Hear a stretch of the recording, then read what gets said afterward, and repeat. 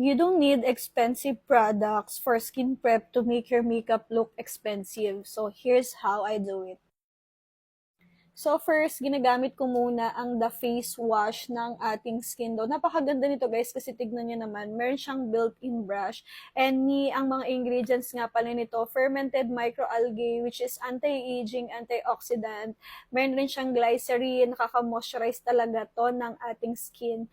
Ayan, meron na rin siyang galactomyces. Ayan, nanonourish, papasmooth niya yung balat natin. Anti-fine lines, anti-wrinkles na rin. At meron siyang ceramide and collagen peptide. So, napakaganda nitong The Face Wash ng Skin Dough. Kasi guys, alam nyo, after nyo talagang gamitin, ramdam nyo talaga yung smooth, yung fresh, yung lambot at glow talaga ng balat natin.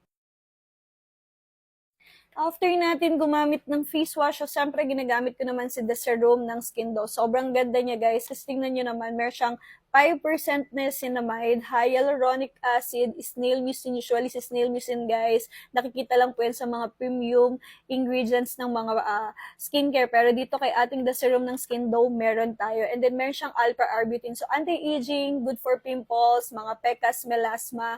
At pwedeng-pwede rin nga pala to sa mga pregnant, sensitive skin, or lactating mom. And syempre, after kong gumamit ng serum, eto yung ginagamit ko guys. Kasi para na ako talaga dito, naka makeup base or foundation, ang the sunscreen ng Skin Dough. Meron na nga pala itong SPF 50, PA+++. So yung ginamit kong shade is light tinted guys. Kasi nyo, sobrang hydrating nitong sunscreen na to. Sobrang ganda.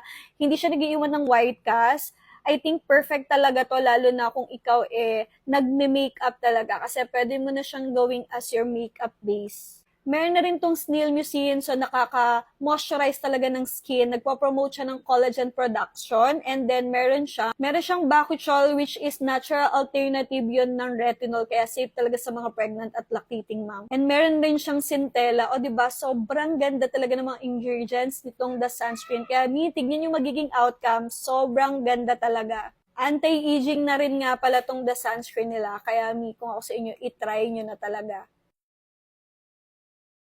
At syempre, hindi mawawala ang The Body Lotion ng Skin Dough. Gusto ko itong ginagamit, guys, kasi hindi siya malagkit at ang bango niya.